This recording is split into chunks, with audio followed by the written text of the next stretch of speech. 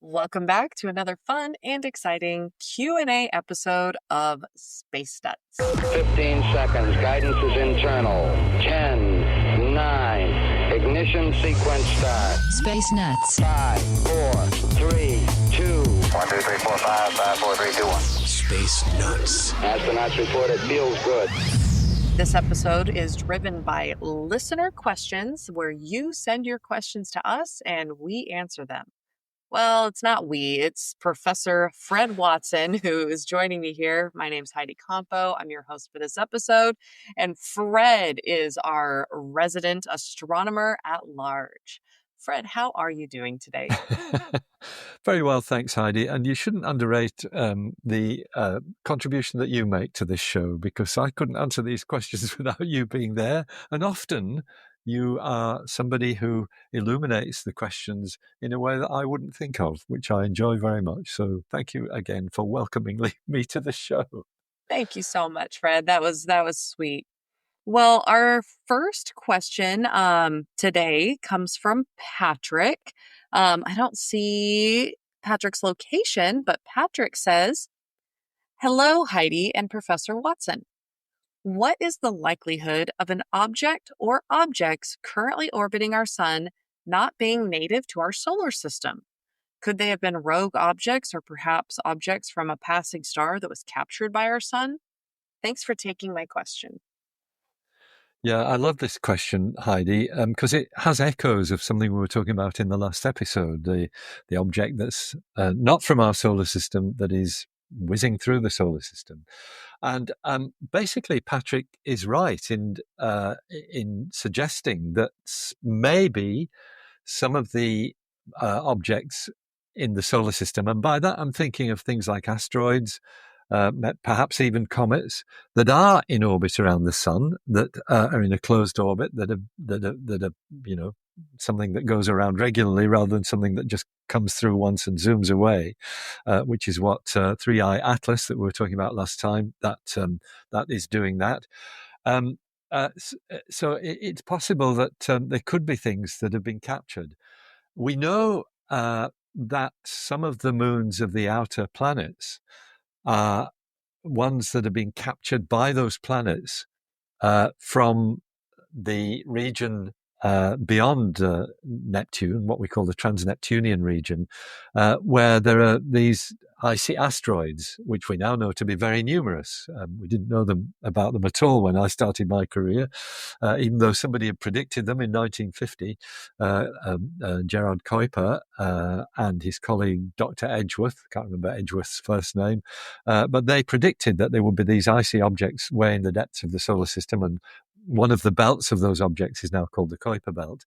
And we know that some of the some of the satellites, the moons of the outer planets, started their lives as Kuiper belt objects. So they have actually been captured by the planets. And so, the scenario that Patrick puts forward of something like that being captured by the sun, having come from a distant object or a distant solar system from well beyond our solar system, it's absolutely possible. And it's the kind of thing, I guess, that people who study asteroids, and there's a large body of interest in that topic now, people who study asteroids perhaps have in the back of their mind, because you can learn a lot about an asteroid by looking at the spectrum of the light reflected from it in the infrared. That spectrum is affected by the surface features of the asteroid. And if you start picking up indications of perhaps a different sort of chemistry on the surface of an asteroid that we wouldn't expect from one of our homegrown asteroids, that might be the kind of thing that would lead you to perhaps speculate that this might have an extra solar origin, something that's come from another solar system. How would you test for that? Well, it's possible these days to run simulations of the way orbits of objects in the solar system have evolved. So you can sort of pick an asteroid, look at its current orbit, and then sort of play it backwards. And it may be that you would do that with an object and find that at some time in the past, its orbit was unstable, which might suggest that it has actually come from another solar system. So it's not impossible, and it is something that I'm sure actively is being pursued by researchers in this topic. So good question, Patrick. That was a way to break in the episode. Excellent question, Patrick. Our next question is an audio question from Frederick. And I'm going to just give Fred and I a second to cue that question up. And we're going to play that question for you now. Hello, this is Frederick Arthur Nolde from originally Duluth, Minnesota, USA. My question is, if black holes are evaporating through Hawking's radiation, what is left over? Is it the point of singularity? And could that be dark matter because they are so dense yet very probably small and don't interact with anything? Just wondering if I solved this. What a great question. And it's one that set me thinking, like so many of our listeners do. If you have a black hole that evaporates, what is left behind? Is it still a singularity? And could that be the dark matter? So there is a problem with that scenario. Well, there are a number of problems. One is that the evaporation of black holes, which exactly as Frederick Arthur says, is caused by Hawking radiation. This is radiation that leaks out of the black hole. That is a very, very slow process indeed. So the timescale for a black hole evaporating is measured in many billions, in fact, sometimes tens of billions of years, longer than the age of the universe. So unless black holes are very, very small, their evaporation time is long. Smaller black holes would be evaporating quickly, and yes, maybe some might have evaporated already by now, but they would have such a tiny mass that it's hard to imagine it could contribute to the the background that we understand as dark matter, this stuff that is there because we can detect its gravitational influence, but we can't see it. Now, the question of what's left when a black hole evaporates is an open one, and it is really an interesting one because there isn't an answer to it. You can kind of have a look online and check out, what the remnant is of a black hole. I guess the jury is out on what is left. There is a suggestion that what you're left with is an object of tiny mass that is stable, doesn't disappear, but really nobody knows. That's the bottom line with this. My thinking was a bit different. I expected that if a black hole evaporates, basically all the mass goes and you're left with nothing, not even a singularity, because it's the mass that causes the singularity, that point of infinite density. So it seems that some physicists think something is left. It's got a tiny mass, and therefore is not in any way significant in contributing to the dark matter of the universe. That's a very sort of gobbledygook answer to a simple question. But the bottom line is nobody really knows. We don't know what the end product of Hawking radiation is. And it's very hard to find out as well. It would have to be by modeling with physical processes that we really don't understand, because we have no physics that describe what happens to a point of infinite density, which is what a black hole is. So many thanks for the question. An interesting thing to think about, but we don't know the answer. Maybe one day one of our listeners will be the one to find that out. That might be And the if case. you guys have the answers, you definitely need to write in and let us know. Roger, you're loud and clear here also. Space nuts. Our next question comes from James. James says, Good day, Fred, Andrew, Heidi, and Hugh. That's our producer. He doesn't always get a shout out, so that's nice. Um, James says, I've got an ethical question I'd like to propose to you in a hypothetical scenario. Let's suppose we find alien life as advanced as us, and we're able to meet in person and start sharing knowledge and culture with each other. Ethically, assuming nothing would go wrong from eating alien food, would it be acceptable for humanity to eat the cuisine of this new life? Sorry, eat the cuisine of this new life if it is equivalent to a hamburger or chicken nugget?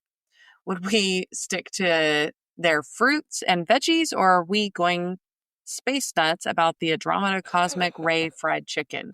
Thanks for all you do. Fred, this one is different from our usual questions. This is an opinion. It Would is. you eat the fried chicken? So I guess the issue is, and essentially James is making a distinction between vegetable food, fruit and veggies, or the meat, the stuff that has once been a living animal. And it's a really great question. I'd be interested to hear your thoughts on this, Heidi, because you've got as much Oh man, intuition my into brain this already idea. started rolling as soon as this started. Yeah. I so, let me try and put it into context. So I think ethically, here on Earth, we've got nothing that stops us from eating the food that originated with a different culture from our own, and we enjoy that. We relish the fact that we can, eat food from different cultures. Now, the difference here is that the raw material, whether it's meat or whether it's vegetable or whatever it is, has come from Earth. So we've got the same raw materials. We've just got a different process that turns it into food in this different culture. And I think that's the difference with some sort of alien. If you were invited to a meal by a friendly alien on their home planet, uh, my guess is that I don't know. Maybe I'm just being too polite here. In the interests of good relationships, you would probably do what they would ask you to do. Now, I'm taking James's caveat here that that we don't have any risks health wise, as he says, assuming nothing could go wrong from eating alien food. Would it be acceptable for humanity to eat the cuisine of this new life? If it's the equivalent of a hamburger or a chicken nugget. I think my humble opinion is that it would be that if maybe you have to broaden your mind to try and incorporate the ethical system of the species who are looking after you, who are providing you with this. You might have a different view, Yeah. Heidi. There's two things I want to say. And I'll say, so one of them falls under a philosophical bucket and the other one falls under the science bucket. So let's start with the philosophical. What we eat always comes down to, and when we're talking about these kind of instances, is there's a lot of moral questions that come down into it. Because it's like ethically, as long as I mean, I guess even ethics is some people do run on different ethical codes or moral codes. Religious codes can dictate our diets as well. A lot of people don't eat pork. There's cultures that don't eat beef. There's cultures that don't eat shellfish. I personally do not eat pork. I found out that they wag their tails when they're happy, and I stopped. But I found out cows do the same, and I just can't. I love cheeseburgers too much. So that aside, so the morality aside, um, sentient creatures, I mean, are we talking about eating these friendly aliens or are we talking about eating their foods? And then that just comes Yeah. down to the whole, well, maybe people should all be a vegan or a vegetarian because some cultures eat dogs are cats and subcultures don't. But now the scientific side of it is really interesting what NASA does in their foods lab. And I had the privilege of touring their foods lab a few years ago. I got invited as a media person to go to the Crew 7 launch. That was 2 years ago, Crew 7. And so part of that is we got to sit down with subject matter experts and we got to tour the foods lab. And thinking about the benefits of food from other planets or food grown in space, I think it's very interesting. And it's something that I would love to see. Hypothetically, if this food was better for me as a former athlete, if this is more protein and it's easier for me to consume and it's going to make me a better athlete, absolutely I would eat it. But if it's full of weird radiation that's going to give me cancer in 5 minutes, probably not. So a lot of hypotheticals here, a lot of what ifs. But fun question nonetheless. Indeed. I think James tried to rule that out, the radioactive food, by saying that it wouldn't harm us. But yeah, it's a really interesting question. And I mean, the scientist in me is a little bit, I guess, upset by the idea of eating what you're studying, because if you're an astrobiologist, this is, and you're talking about life forms, whether they're vegetable or animal, on a different planet, then that's part of the scope of astrobiology. And should you eat what you're trying to study? I don't know. Great question, James. Like all our questions, one that gets us thinking. 0G, and I feel fine. Space nuts. Well, our very last question is another audio question, and this one is from Dan in California. So I'm going to go ahead and cue that question up now, and you guys can listen to Dan's question. Hi, Heidi, Fred, and Andrew. It's Dan from California. I haven't sent in a question for a while, but I thought I would ask one about the sun.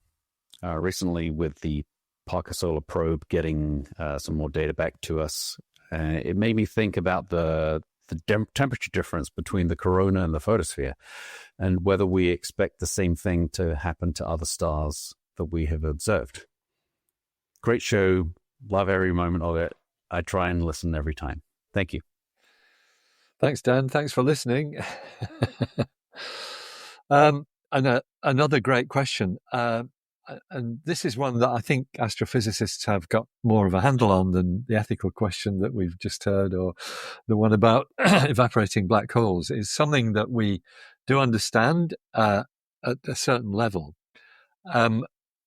So Dan is asking, to what extent other stars mimic the behavior of the sun, part of which is still a puzzle. And the bit I'm talking about is the fact that we have the surface of the sun, and I'm using the word surface figuratively because it doesn't have a solid surface. It's the point at which the sun, where the radiation of the sun seems to come from, the visible light, what we call the photosphere. That's around about 5,500 degrees Celsius or so. But the atmosphere above that, the outer atmosphere, the corona, which is that ethereal glow that we see when the sun is in eclipse and you can't see the photosphere is blocked out. We know the temperature of that is measured in millions of degrees. And the question that's still an active question in astrophysics, in solar physics, is how does that solar corona get to be so much hotter than the surface of the sun, the visible surface of the sun? The mechanisms are poorly understood. We think it is due to magnetic, the tangled magnetic fields on the surface of the sun.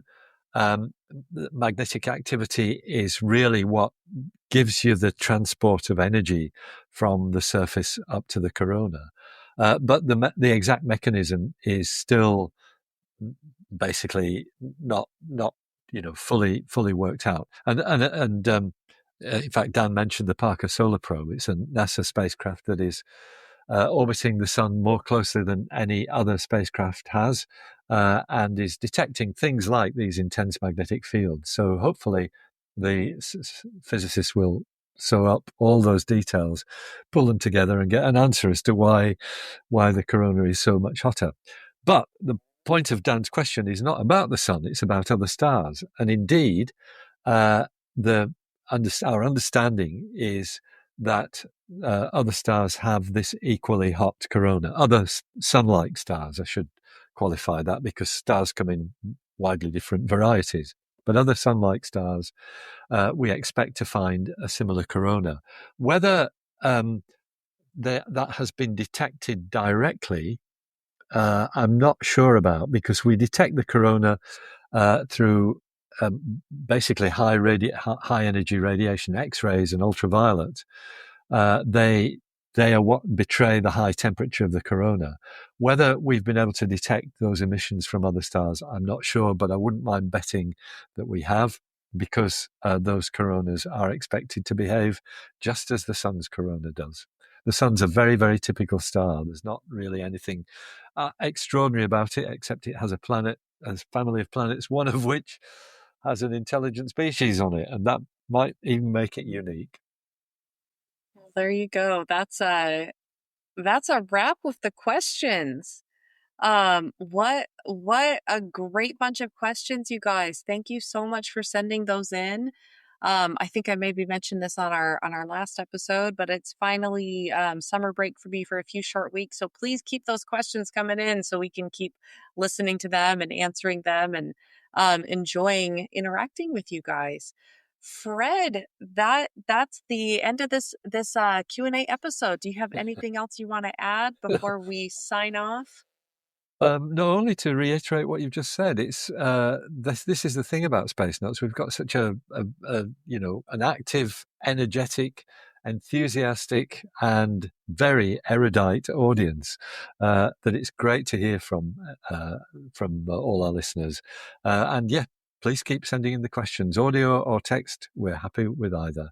And a quick thank you from me too. You mentioned him already. It's not often Hugh gets the rap, but usually from Andrew he got an insult. But we're not going to do that, Heidi. We think Hugh's doing a great job. And I'm delighted to receive a bunch of new questions from him yesterday afternoon at very short notice indeed. So thank you for that, Hugh. Excellent. Well, thank you so much for listening, and we will see you all next time. Space Nuts. You've been listening to the Space Nuts podcast. Mission complete, Houston. Available at Apple Podcasts, Spotify, iHeartRadio, or your favorite podcast player. You can also stream on demand at Bytes.com. This has been another quality podcast production from Bytes.com.